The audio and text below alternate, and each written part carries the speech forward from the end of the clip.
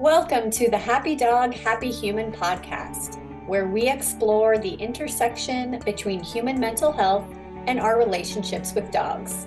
This is Sharon. And I'm Angela. In season 2, we're exploring social and cultural phenomena that impact our well-being so we can reduce stigma and challenge the status quo, while also learning better ways to care for ourselves and our dogs throughout the journey. We hope you love it. Hey everyone, this is Sharon. And this is Angela. And today on our season 2, episode 3, we are going to talk about urgency culture. We're going to talk about what it is. And well, first we're going to take some breaths. But like last week, these breaths are going to be more for us to get in the zone to talk about our topic today. And I wanted to tell you guys a little bit about how our episode is going to go. So first, we're going to talk about what is urgency, go a little bit into depth about what it means. And then Sharon is going to tell us a story about how urgency takes form in her life or has taken form in her life. And then we are going to take a break to hear a little bit about our sponsor, Benson's Pet Center. And after the break, we will discuss ways that we challenge ourselves in the ways that we've internalized urgency culture. And finally, we'll end with a care tip. And don't forget to wait after the care tip to hear updates about our businesses, Cloud Doodles, and Human Canine Collaborative. And that is it. I think I got that covered. Yeah, thanks for breaking that all down, Angela. Do you want to pause and take some breaths before we get into it? Sounds good. I'm going to try to stop my foot from my nervous foot is going. So I'm going to put both feet on the ground and let's just take some breaths. Okay, cool. I'm going to take 3 deep breaths.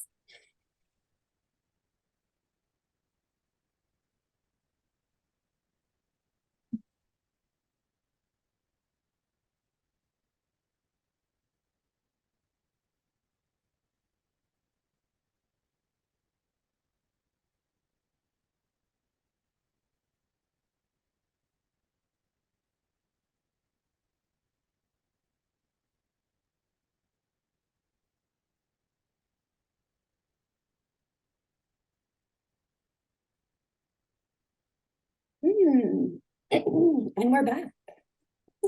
And we're back. I definitely needed that. It's kind of, well, it's ironic. We're going to go into talking about what is urgency, but I've been having trouble slowing down this week for sure. And I needed to take those breaths. I noticed myself in my Instagram live yesterday about our new products that I rushed through it. And my ambassador also kindly told me, I could tell that you got insecure and you rushed through it because you got insecure. And yeah, I've definitely been in a habit of kind of speeding through things this week. So taking a few breaths to ground before doing this conversation, I think was very important for me. Yeah. How about for you?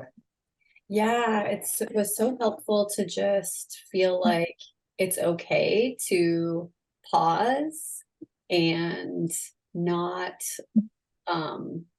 say anything, on a podcast recording, because there is that, like, that internal pressure builds and you feel like you've got to keep going or you can't stop in some way. And that's so interesting that you shared about your Instagram live, because I think for me, I definitely noticed this question, or this, not question, this relationship between anxiety and urgency. Like, anxiety definitely has a fast pace.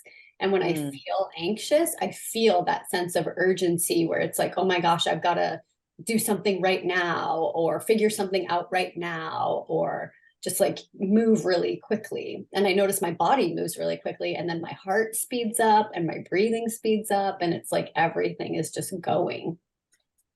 completely relate to that. This week, for example, and my anxiety was heightened, so I agree it's definitely related. And my breathing for a lot of the week was very shallow. Mm. And because of this quickness, right? Because if you slow down and take a breath, that takes a long time. And yes, very shallow breathing, and it affected my how I was getting dizzy spells actually because of it, because I I'm not bet. breathing properly all day, right? And nauseous. Mm. So anyway, I appreciate the slowing down and taking a breath. And it's especially relevant with our topic today, Mhm. which is about urgency culture. So what do we mean by that? What is urgency culture? That's a great question. It makes me think of like, how does our society contribute to like a prioritization of urgency? Like, what messages do we see around us that make us feel like we have to move fast? Yes, yes, yes, yes, absolutely. Well, I can totally think about having that message from a very young age. Mm. Um, I don't know how young, because we were talking right before recording the podcast about getting through school. Mm. Uh, and that you get put on you this feeling of that you need to finish school by a certain time, Yeah. graduate by a certain time, and then it moves into college. If you do go that route, you're expected to go right after high school. And again, I do want to say that this, of course, also has to do with my own culture and my own privilege, because not everybody gets to graduate from school or like, goes on to college and things like that. But it was something that I experienced. And I experienced it. I actually went straight to grad school. So I graduated because I also felt this urgency to do that. I did everything in a line, Mm. very quickly. Mhm. And actually, I think I'm realizing it now, because even after that, then I had a long-term relationship, and I thought, now it's time to get married because I'm 2 years out of grad school. And, then it's time to have kids. So like we're given this line, and then you're supposed to have another kid after 2 years, right? Like there's these expectations that we internalize from like how our society thinks that we should do things at a certain time.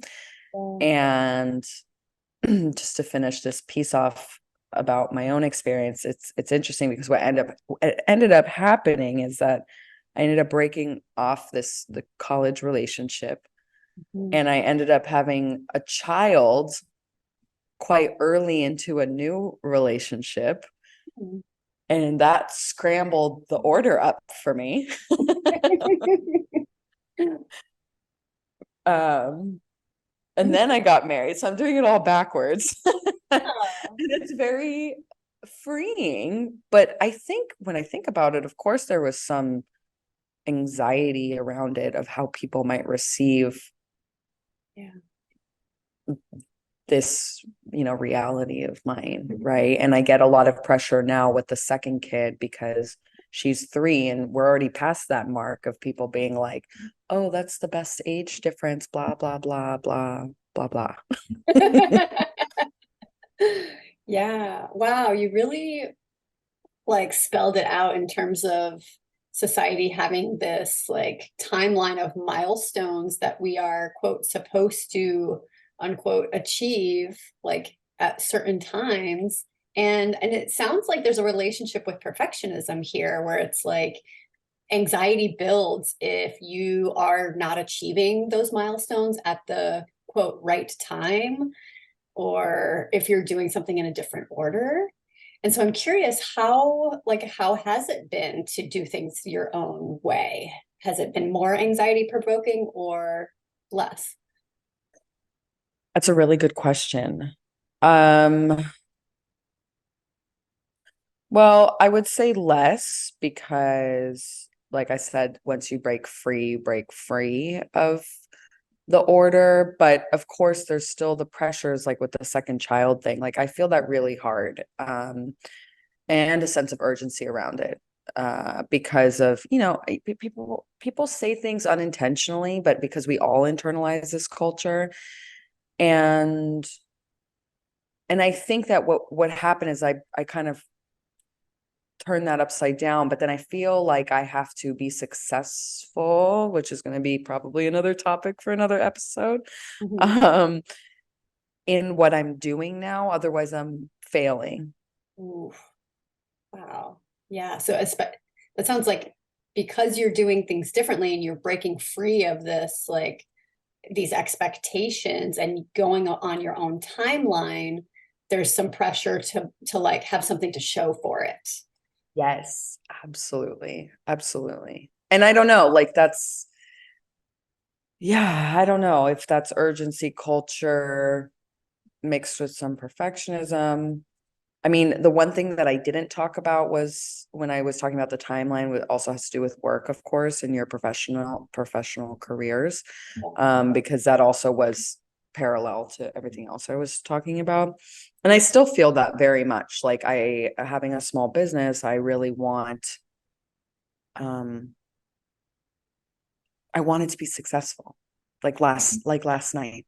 And successful as in like, well, well received by the world, and that people know about it. Like that's what I'm defining as success, and people are buying my things. And right. So that every day, that for me, that's where a huge sense of urgency comes from. Mhm. And yeah, so work culture, going back to the question, like what is urgency? Like I think there's a lot of urgency in work culture, Mhm. uh, Yeah. which sort of ties back to the school urgency. I don't know, it starts. Where do you think it started for you? Where do you see it starting for many people also? That's a really good question. It's hard to say because I didn't have language around it until like, I don't know, the past 5 years or so. Like I didn't think about urgency culture, but I felt urgency throughout my whole life, like looking back. So I think definitely with school, also with sports, like being able to, like in gymnastics, there's levels of gymnastics and like the pace at which you move through the levels to get to the top level, you know, or the age at which you are when you achieve a top level. It's always like this sort of like adoration or idolization even of children who are able to move through the levels really fast and achieve a top level at a really young age, and that, like I think that there's a lot of attention around that. There are like Guinness Book of World Records, right? Like youngest person Mhm. ever to do whatever, and then to beat that you have to be younger and younger and younger, right? So you've got to get there faster and faster. Yeah, absolutely. And also I was thinking about, like, youngest person to graduate, also going back to the school thing, that's such a real thing. Like it's just Hmm. it like people are very obsessed with the goal and the achievement rather than going through the process. Yeah. Um people, I mean people as in culture, as in we've all internalized it, and I do it too and still do. Hmm. Um it's this feeling of like wanting to like if I say what is urgency as a feeling, it's wanting to check everything off my list as fast as I can. Yeah. Yeah. For me, it's like this rising pressure and like constriction at my core, where it's like almost like I'm like tightening up. Yes, I relate to that too. 100%. Which is interesting because that can totally be like interlinked with anxiety, because that's a very similar feeling that I get when I'm anxious, what you're describing. Yeah. Yeah. But getting back to work culture, I was thinking about how, like, especially with being an entrepreneur, I always see on Instagram, because sometimes I'll follow people, that like I admire who have a business that's similar, or some sort of like business coach or financial coach. And I always see these posts where it's like, I made however many thousands of dollars through my coaching business in 1 month. And like, or like, I was doing this and now I'm doing this the next month and I'm hugely successful now. And then I kind of feel like, oh, wow, I'm doing something wrong because it's taking me years to build up, my business to that level. And I really have to check myself in terms of like reminding myself that Instagram is all about sensationalism and there's no like backstory or like sharing of the struggles that may have been involved in that, or the privileges that somebody may have had that allowed them to get that success, And so it's like a remembering that everybody's story is different, and also that like I want to have like a healthy life and a healthy business, and maybe getting there in 1 month or even 1 year is not only not realistic, but isn't going to allow me to achieve a healthy or sustainable business.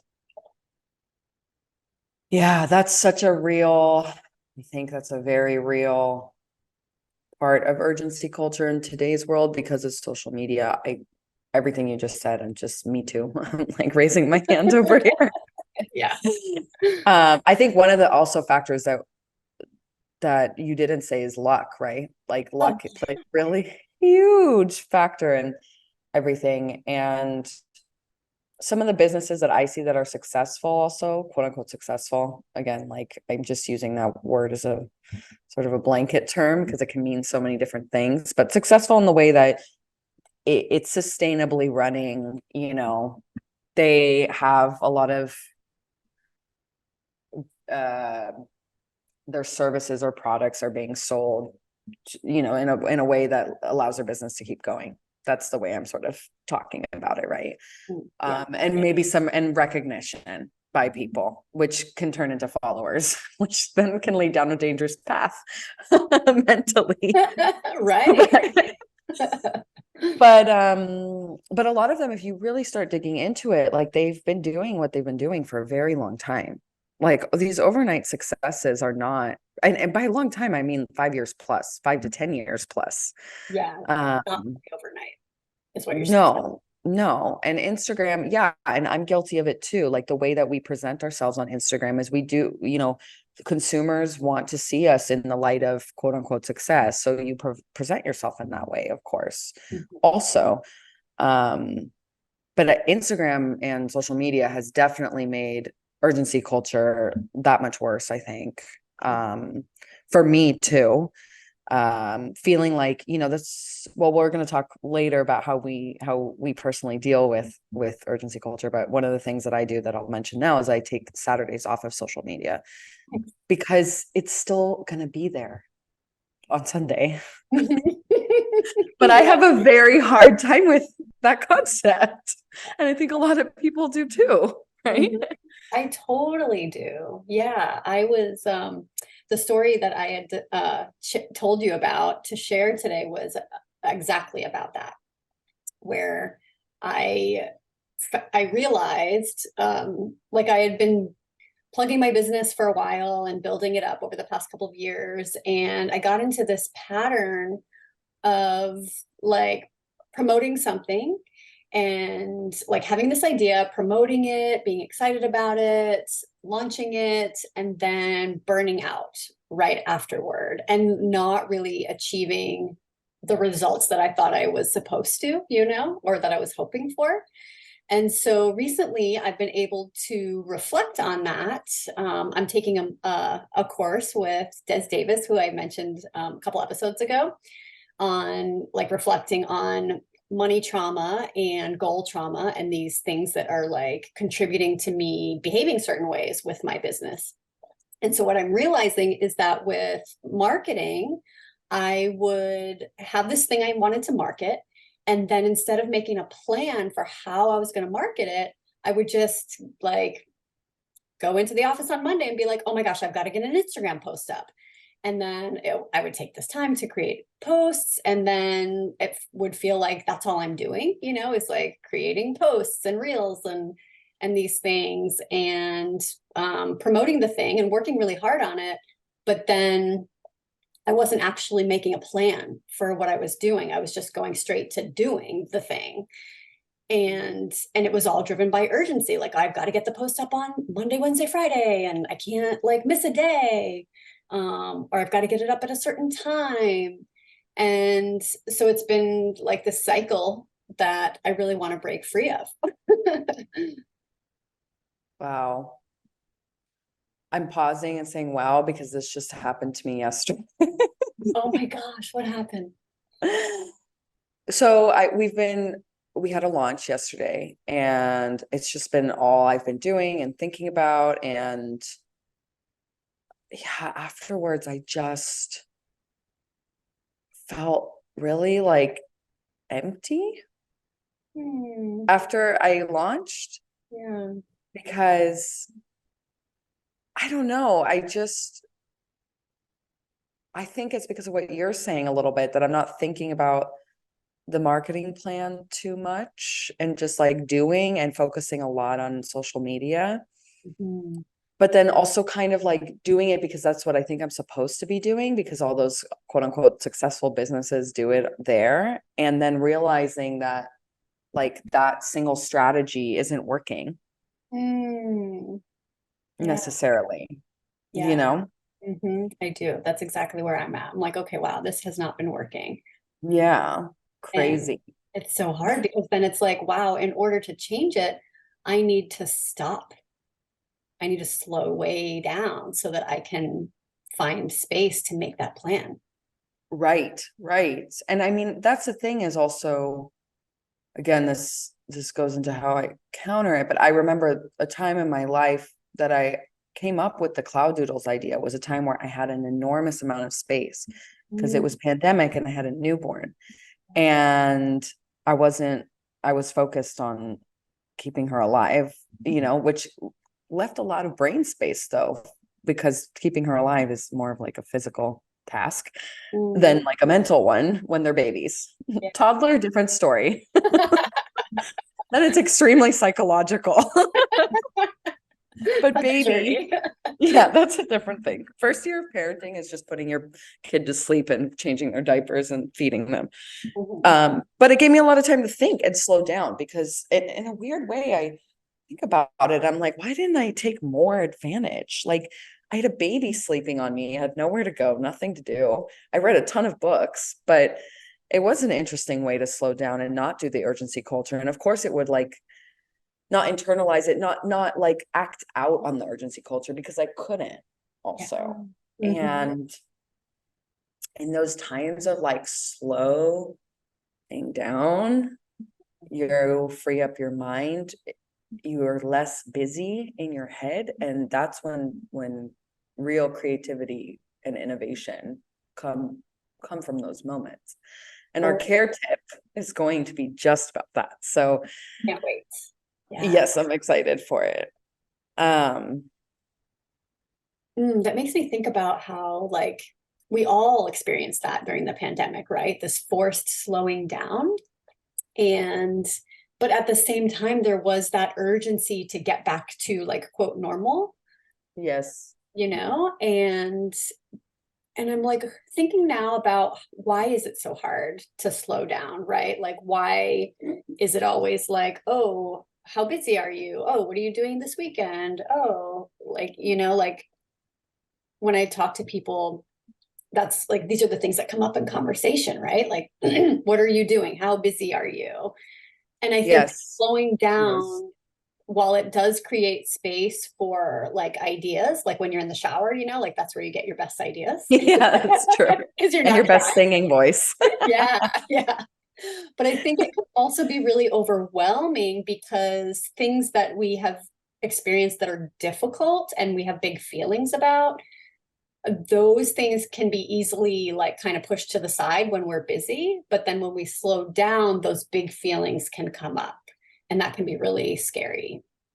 busy is a form of escapism and emotional numbing. Yes.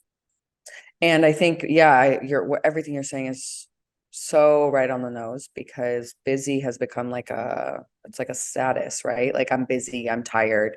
That makes me somehow better than, in a strange way, Or just like it doing makes it right. me, yeah, like that's how you're supposed to feel. And that's a really tragic way of, that so many people are going through life like that.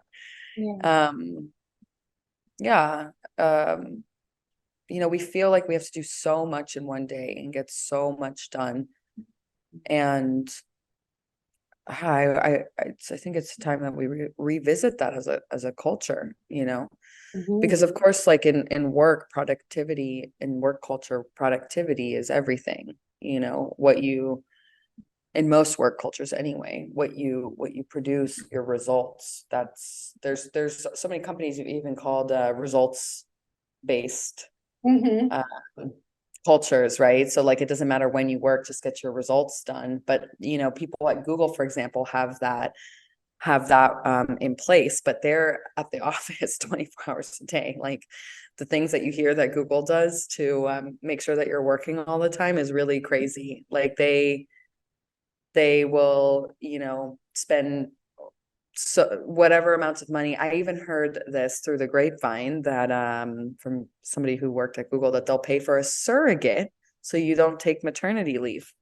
Whoa. I read a Talk book. about urgency culture. Oh my goodness. I read a novel that was kind of Mhm. like about that recently, called The Farm by Joanne Ramos. That was like about a company that was like um what is it? Like elite surrogate yeah, like selling surrogacy as like a way to profit to like big rich people who are business people who don't want to take. Yeah. Yeah, wow. But that's happening. Like, That's people are real. doing that. It's real. Oh my It's gosh. definitely real. Wow. Um, yeah, so that's like the ultimate, urgency culture gone haywire. Wow. Um, yeah, it's just this, going back to that busy, like, why do we feel like we need to be so busy all the time?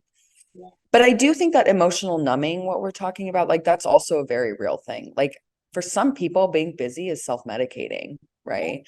Mhm. Because of what you said. Like, I've had many friends say to me, if I slow down, if I stop, I'm afraid I'll never stop crying. Yeah. I'm afraid I'll never be able to pick myself back up. Mhm. Those are, that's really driven from an internal,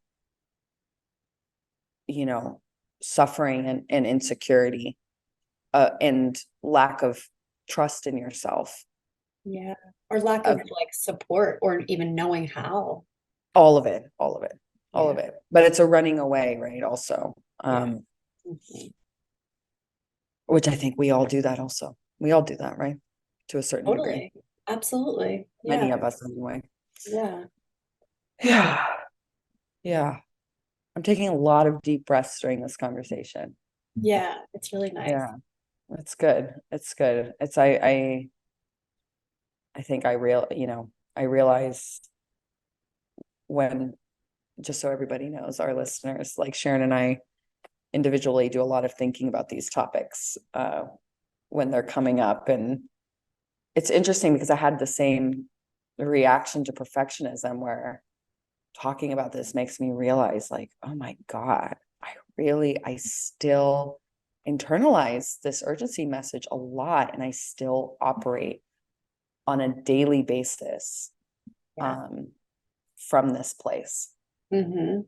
Absolutely. Yeah. It came up for me the other day when we were originally going to record this yesterday. And then I had a funeral to go to. A family friend passed away. And I really hesitated to reach out to you to reschedule, because at first it was like, oh my gosh, well, if we have to reschedule, like what if we can't do it until next week? And then what if we have to push our drop date? for the podcast. And like, I really was like, oh no, well, should I just record anyways? Like right before we go to the funeral, like, and then I was like, no, I had to really pause and just like share with you what was going on. And it turned out like to be great because I just shared with you, I was like, hey, this came up and these are the consequences that might happen if we have to push our recording date. And you were totally supportive. And it was really nice to just be like, yeah, like, let's see what's possible. And it turned out that we were free today, so we can still be on our schedule. But like we were able to find the spaciousness to like not give in to urgency and like stick with our original plan because the plan needed to change. I think that's beautiful also how you're describing it. I think of flexibility as really being a sort of an antithesis to urgency, right?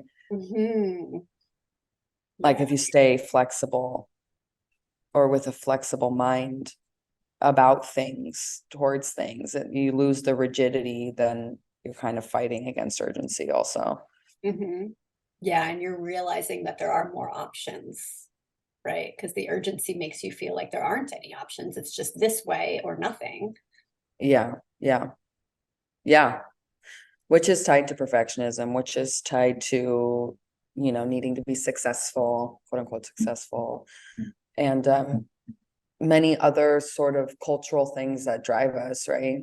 I think the last thing, maybe before a break, that I was thinking about urgency also in a little bit more of a frivolous way, but also very real, is like in the fashion world, urgency and like fast fashion and, changing with the seasons and things needing to be new. And just there's so much urgency in the consumerist world. I'm using fashion as an example, but I think that goes for a lot of other products that are being pushed and sold. And there's always urgency around buying it, right? Like there's a sale, and if you don't buy now, then it's gone. Like that's used as a marketing tactic with people. So like a lot of this urgency culture comes from the root of consumerism, which is to get people to buy things and people to do things. I think I was sharing with you, maybe it was last week, about my anxiety about there not being any seats left. Yeah. So that's like a total urgency thing, that I'm very concerned that if we don't get to, X restaurant fast enough, there won't be any seats left. And then we're not going to eat, and then we're going to starve, and then we're going to die, right? Yeah. Yeah. Like, that's the feeling that I have. That's actually how I feel. When it makes sense, because that's what you hear, right? Like, while supplies last, one day sale, get there when early bird special, right? Yes. I mean, Rick always makes fun of me, my husband, because we'll be on like booking, because we love to do things last minute when we travel, but I'm on like booking.com trying to book a hotel, and I'm like, oh no, there's only one room left. But he's like, no, there's not. Like they just put that on there so you feel this way, so you buy it. And I'm like, oh, right. But I get the feeling. I'm like, oh shit, where are we gonna sleep? Then we're gonna have to sleep outside in the grass. Like, and then my plans are ruined, Oh, wow. Yeah, like but you're thinking there's only that one option. Yeah, but it's just very real how often I feel that way about things. Wow. Yeah, so that's like urgency culture at the core, Totally. is will there be any seats left? Maybe not. Maybe not. Thanks for sharing. Thank you. Shall we take a break? We are so grateful to Benson's Pet Center for partnering with us on today's episode. Benson's Pet Center is a multi-generational, family-owned and operated business with 8 locations in the New York Capital Region. Benson's has the largest selection of pet food in the area. If they don't have what you're looking for, they'll even order it for you. You can bring your dog with you to pick out their favorite treats, and you can even give them a bath at the self-serve dog wash in 3 of their locations. Benson's has competitive pricing even on subscription services, and I love knowing that my dollars are supporting a local business.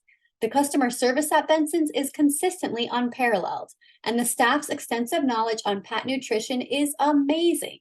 Can't make it out to the store? No problem. Order online before 3 p.m. on weekdays, and Benson's offers same-day delivery. And curbside pickup is available 7 days a week. Benson's Pet Center, where the motto is, "We love your pets." Thank you, Benson's. Now back to the show. All right, welcome back. And for this next part, we are going to talk about how we deal with urgency. Yes, and as a way to transition into this part of our conversation, I am going to tell you all my favorite quote that used to hang above every office that I ever worked in. So the quote is, we don't actually know who said it, so we're going to say it came from the turtles because this quote is always pictured with the turtle. And it is, your speed doesn't matter, forward is forward. I like that. That reminds me of the tortoise and the hare story. Yeah, I think that's why the turtle has said this. Maybe the turtle said it, I don't know. Well, the tortoise.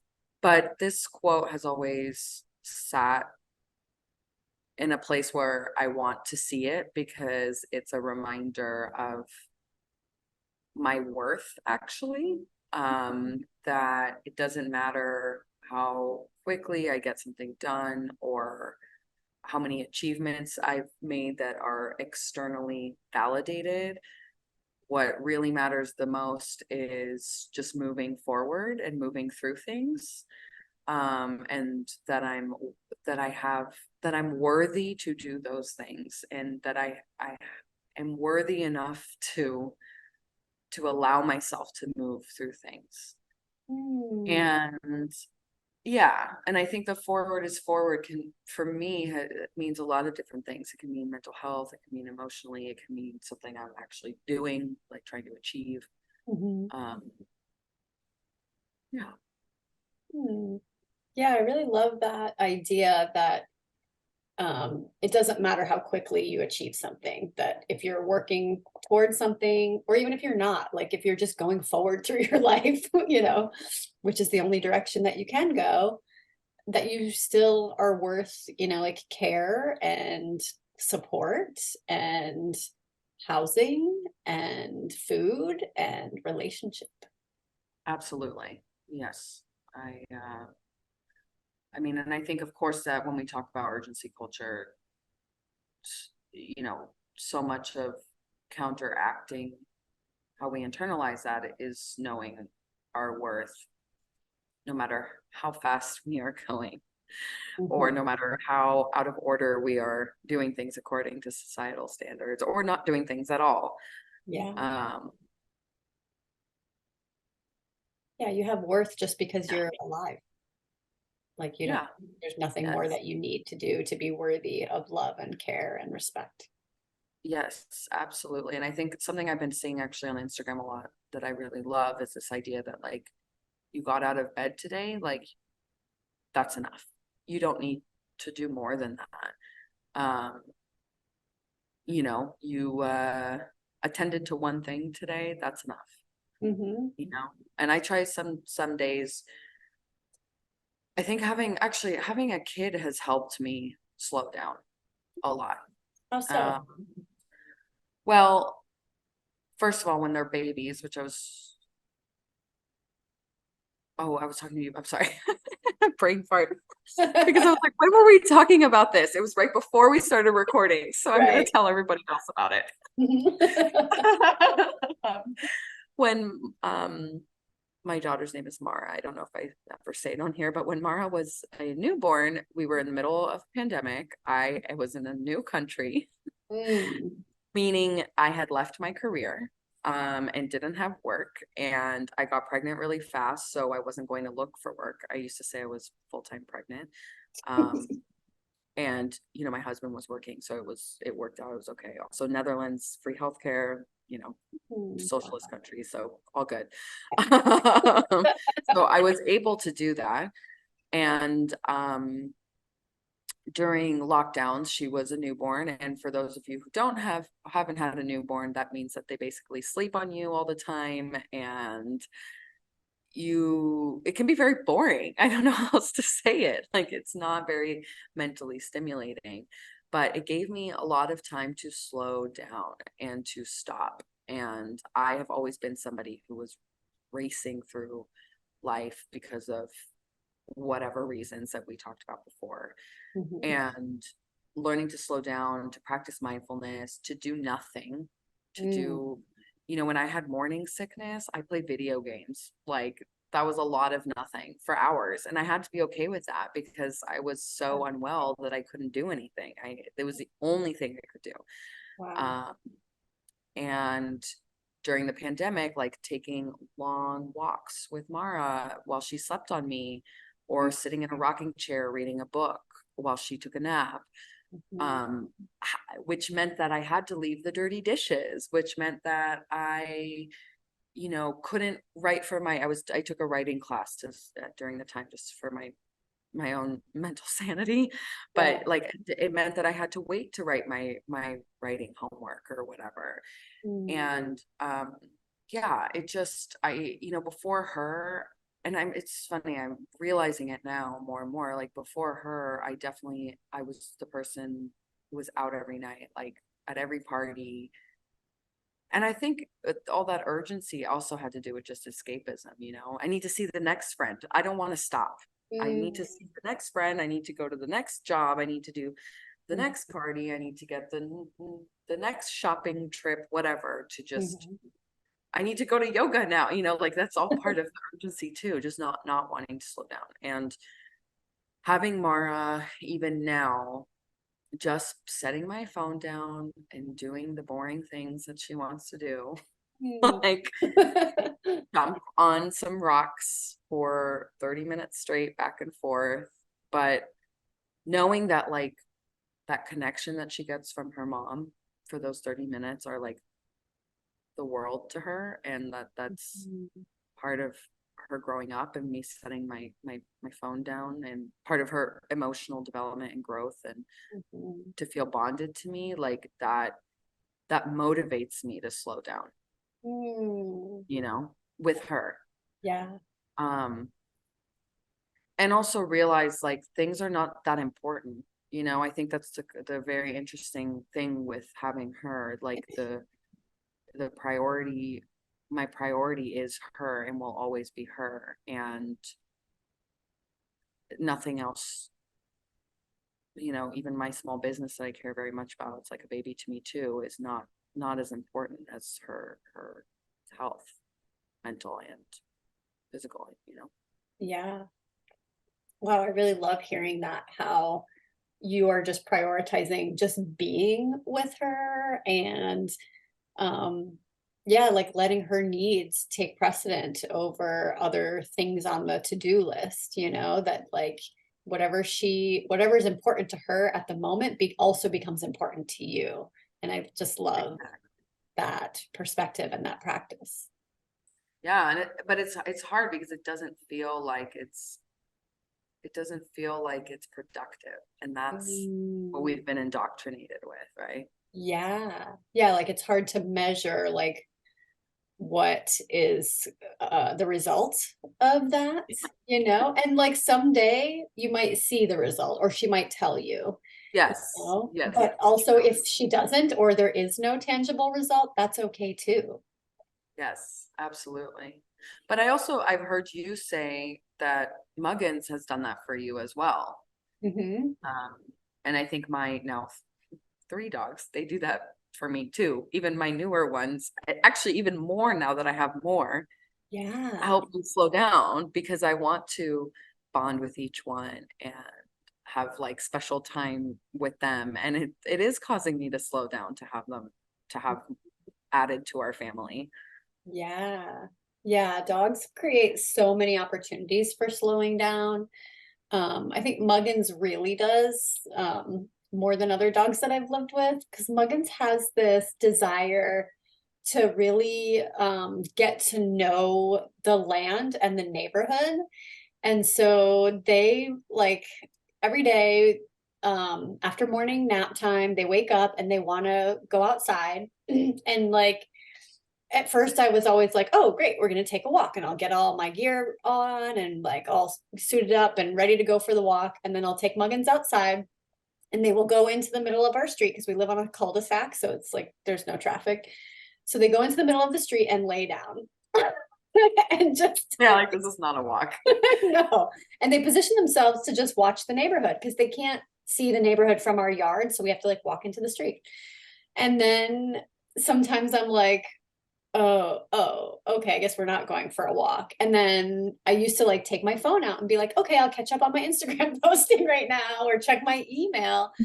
But I've stopped doing that so that I can just be with Muggins and like take their lead to just be and like just watch what's going on, watch the squirrels, watch the ants. Like I've said, I've sat down on the ground and watched so many ants just like do their work. And it's so beautiful, the things that you can notice when you take the time to do that. Like you can notice how warm the sun is, or the way the wind blows through the trees, or the way the ants are so organized and how they help each other, you know. It's interesting because what you're describing also is just, I think, why nature is so healing for people. For us to connect with nature, because, and animals, you know, and animals are part of nature, of course, because we do slow down and we become much more aware of our surroundings instead of being in our head, right? And I think that's just the most healing way to get out of the rat race or the urgency culture or urban lifestyles that many of us are accustomed to. It's part of why I moved to Italy, to the countryside. And it's funny, urgency culture has followed me, you know, because I've internalized it. But yeah, sometimes I'm just like, I have my goats and my chickens and I just want to go feed them and observe them. And that helps me slow down also. I love to watch them. Like I find them fascinating, their behaviors, you know, how they organize themselves and their social structures. Like it's really fascinating. And it helps me calm down. I feel much calmer, much more in tune with the world around me. Yeah, it sounds like you really are enjoying just like getting to know them. And also it seems like there's this learning from them too, right? Like learning from the dogs, learning from the turtles, yes, from the from chickens. the yes. Well, it's true that most animals, unless they're fleeing a predator, are not in urgency necessarily. That's true. Urgency is reserved for true urgency. Unless they're hungry, maybe then they have some urgency. Right. Yeah. Something. But still, even still, what they do, what most predators do if they're going hungry, they travel enormous kilometers. It doesn't mean that they're doing it quickly. They're traveling looking for food, but they are taking their time. A lot of predators take their time to get their prey, you know. Yeah. So we do have something to learn from that. There's learning in there somewhere. Well, I think what it's making me think of is to have that strategy, right? To really plan it out and wait for the right moment. And like I think animals really recognize the dangers in going too fast. And I mean, they learn really quickly that like if you're moving too fast or you fall down or if you attack an animal at the wrong time, you can get really hurt or die. And so they take their planning and their strategy really, really seriously, but they also take their resting and recuperation really seriously too. That makes me think two things. One, totally circles back to what you were talking about with at the beginning with your marketing planning. Yeah. Can learn from the wolves. I keep thinking about wolves. I don't know why. But and two, did I forget what I was gonna say? I totally did, and it was a good one. What were we talking about? How how the wolves have a plan before they promote themselves? No, but you were saying something good at the end. I totally got inspired by something you were saying, that animals and that they don't hurt themselves. Okay. Yeah. So that oof, that hits hard. That's probably why I forgot. It's so big. We gotta really It's so let it big. sink in. That's a big one because it makes me think about, I'm not going to talk statistics because I'll just butcher them. But let's think about how people are hurting themselves because of urgency culture.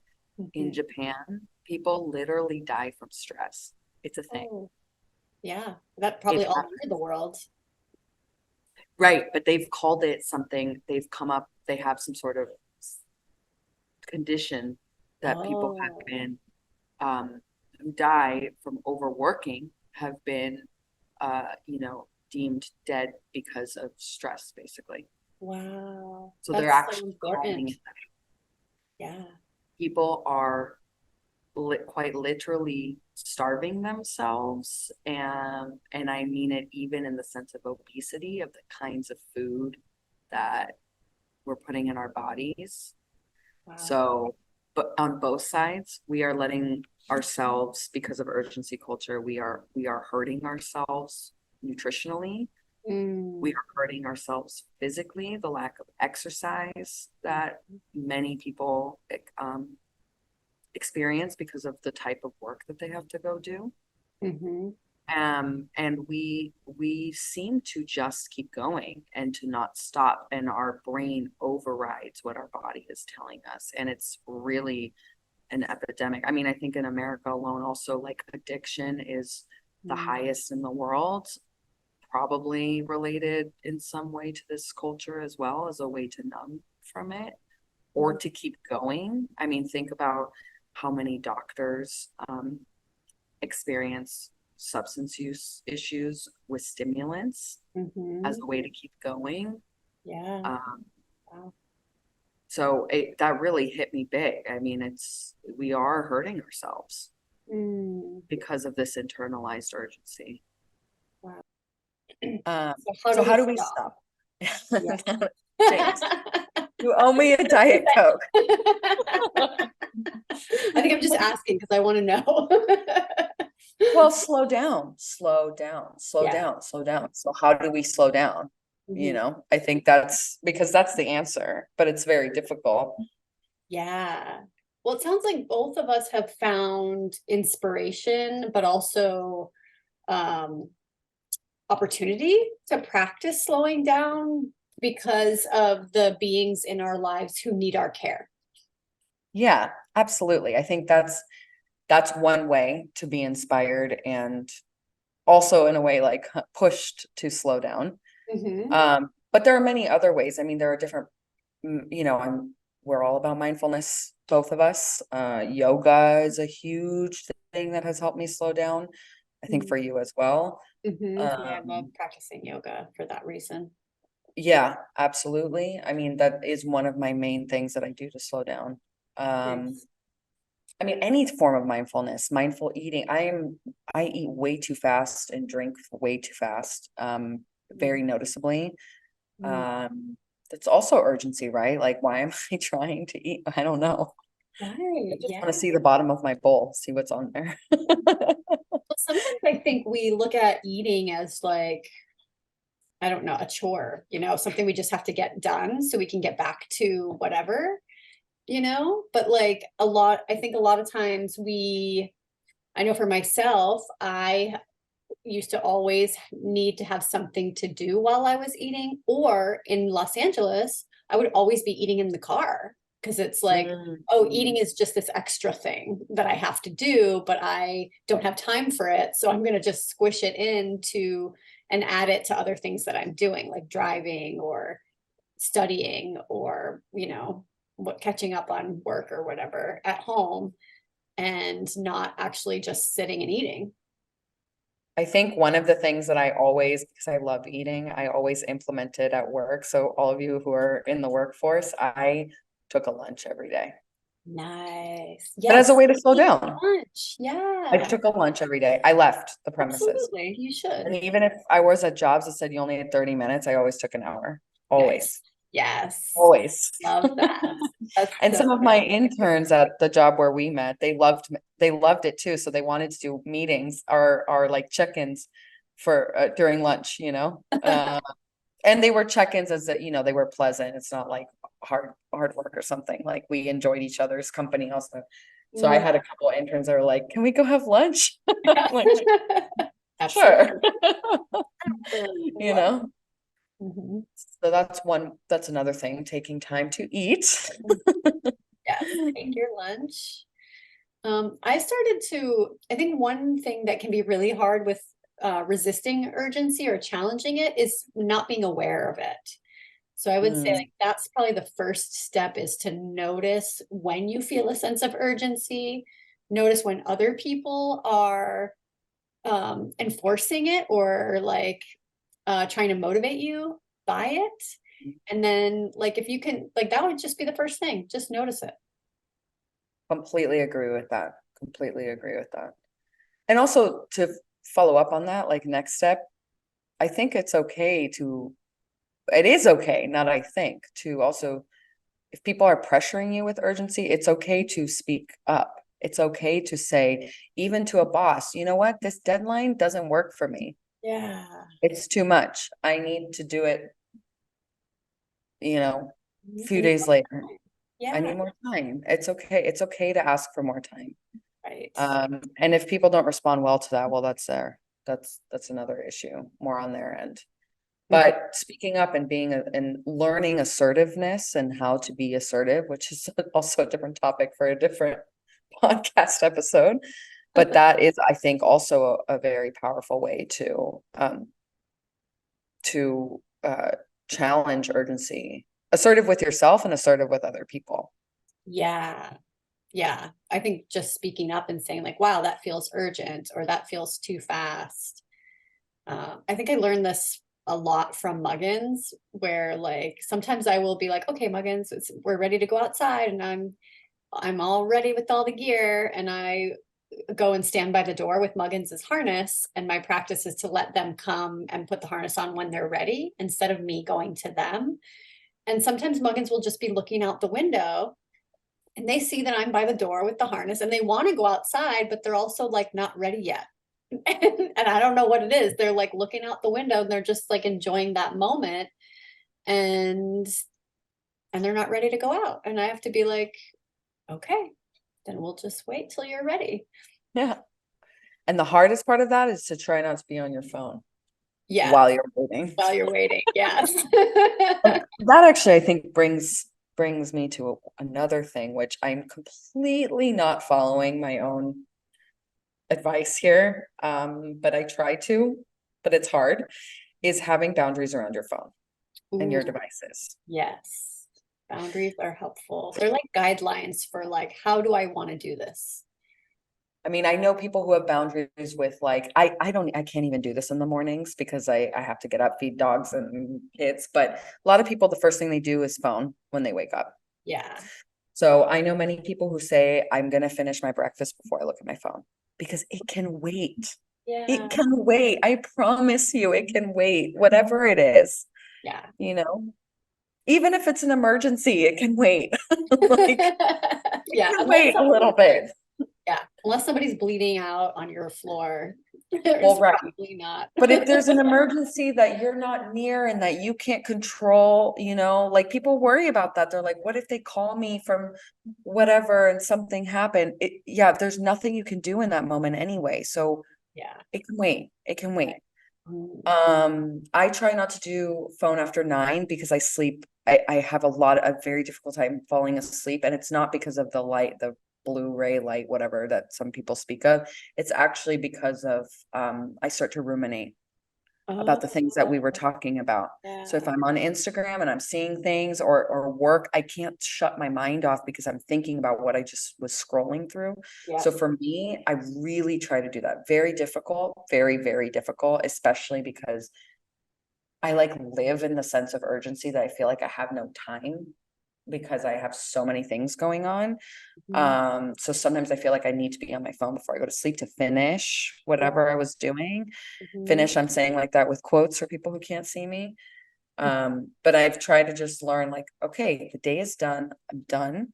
Mhm. Tomorrow Mhm. is a new day and I can pick up what I'm thinking about tomorrow. Like it doesn't have to, I don't have to go into the rest of the night, with this rumination in my mind. Like it's unnecessary. Mm. That's so Yeah. I find that when I share my boundaries with other people, that I'm able to follow them better. Like kind of Mm. like when I go on vacation, I'll put a vacation message on my email and then I'm like, oh, cool. I don't have to get back to the emails until this date that I decided because I told everyone. So I know that they're not going to be feeling urgency. And then I don't feel it as much either. But if I don't tell, like if I don't put an away message up or I don't share with people what my boundary is, then I'm more likely to cross my own boundary. It's funny because it just reminded me with no, I said earlier I don't do social medias on Saturday, but this morning I was on TikTok while I was waiting for everyone to wake up, and Rick yelled at me from the bedroom. He goes, "Are you secretly on social media?" And I was like, "So Right. it's what you're talking about. Like Yep.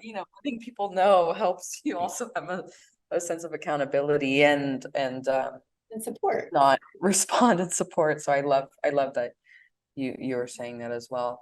Um, I think the last thing that I have around my phone that I've been trying to do now, and again, Mara helps me do this, is no phones at when we're eating, like when we're at the table, Nice. Yeah.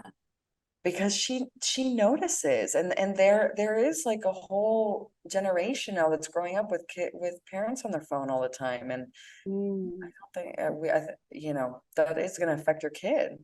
It is. Yeah. Yeah. Like prevents you from being present and connecting with each other or just Yeah. like enjoying your food. Yeah, I mean, and sometimes you go out to eat and it's funny, there's all these like couples or whoever families, and every single person is on their phone. Nobody Mhm. is connecting. So that's one that I've been thinking more about recently, Mhm. wanting to implement that Nice. because I want to be a good model, for my kid. Yeah. It's very motivating when you have someone watching you like that. Yeah. Anyway, Well, I'm you a, mentioned you have a really great care tip for us. Does it feel yeah, I was fitting to about to, share that? we're on a good wavelength today. We're jinxing each other or saying the same thing at the same time. That's cool. All Mhm. right, I have a very fun care tip today. And this care tip came from me. This is the advice that I give some of my friends sometimes and I used to give to clients also, but I mostly give it to friends who tell me, I don't know what to do. I'm in a crisis. Mhm. Tell me what to do. And I say, okay, I'm going to tell you what to do. You can either lay down or sit down, and I need you to stare at a blank wall for 5 minutes. I need you to put your timer on. I need you to stare at the wall. Eyes open. This is not a mindfulness practice. There's no breathing or trying to work with your thoughts. Nothing. I just want you to do absolutely nothing. Many of my friends come back saying, I figured it out Nice. within those 5 minutes, Oh, because they did nothing. And it's what we were talking about before. So just let your mind do whatever it wants. Don't challenge it. Just let it do what it wants. It'll nice. do what it wants. Okay. Okay. So we're not going to do 5 minutes. This is the do nothing practice care tip. And I'm going to set a timer for 30 seconds for the sake of the podcast, but I recommend doing 5 to 10 minutes of this if you're doing it in real time. So, Cool. again, if you are listening to this podcast driving or at the gym or doing something like that, maybe try this care tip later. But if you're at home and you want to practice with us, either lay down and look at the ceiling or just sit and stare at a wall. And I'm going to start the timer for 30. Oh, I almost did it for 30 minutes. That would not be good. For 30 seconds. Anti-urgency, go.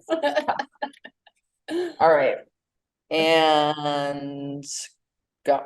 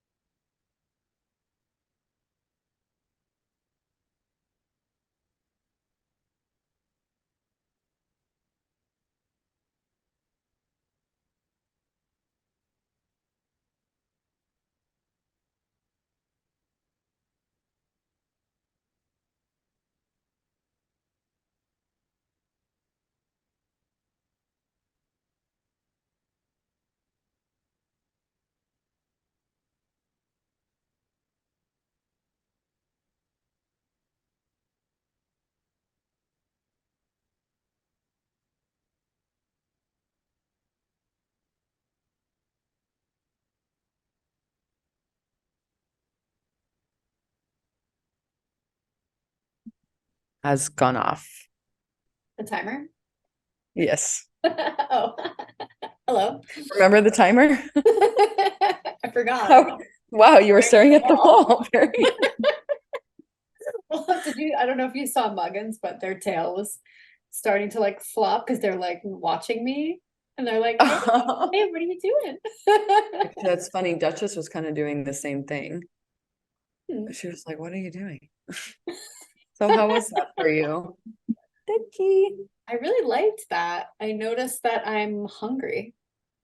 Oh, Yeah. I noticed I needed to take a breath, so I did, which was nice. And my mind was actually completely blank.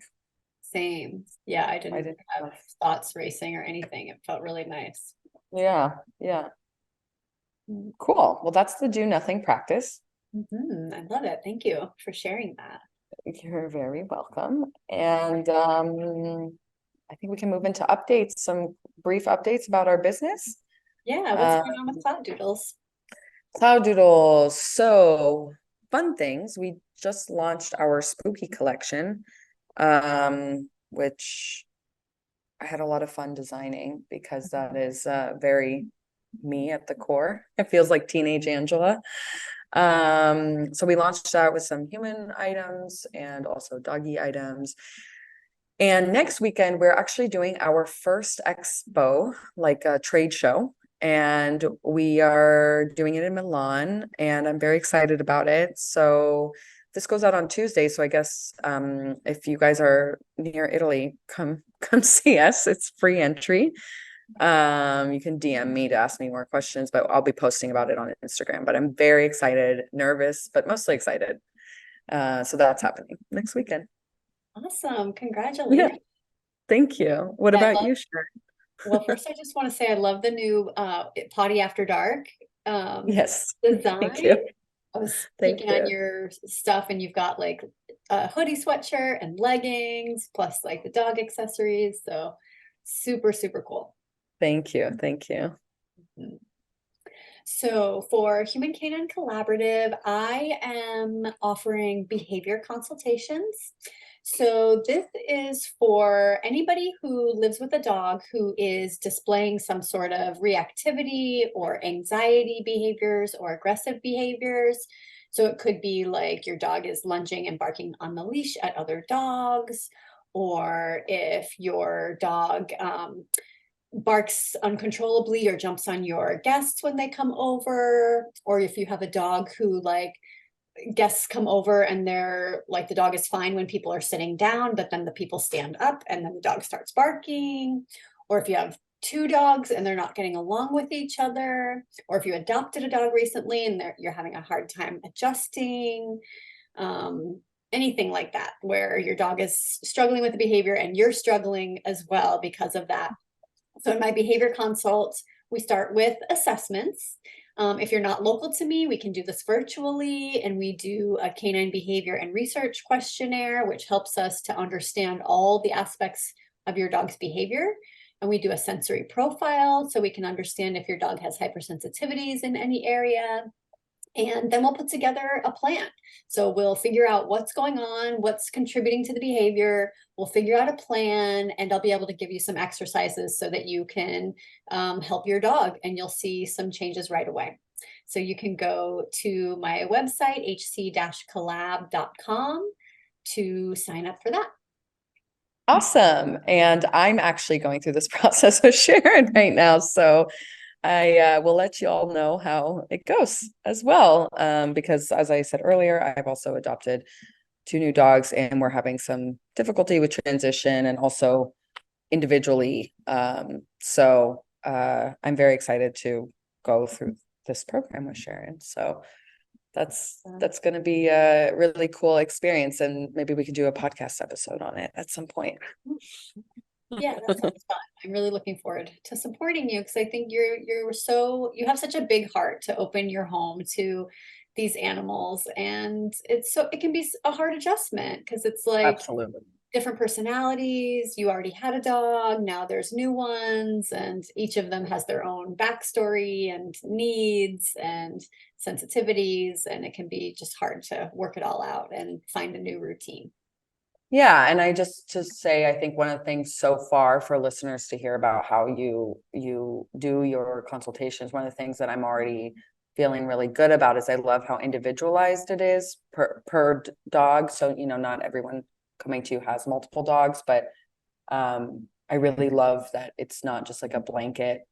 It's not like a blanket, one size fit all sort of approach, because dogs are like humans, like they're nuanced and they all have personalities and different needs. So far, that's been my favorite part of working with Sharon.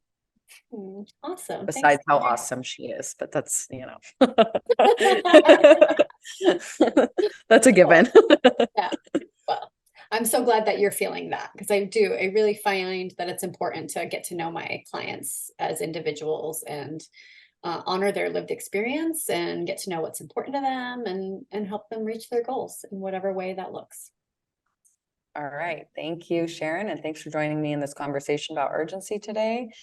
And we'll see you next time with a conversation about how urgency culture affects the way we interact with dogs and also maybe how dogs feel. Awesome. I can't wait. All right. Bye. Bye.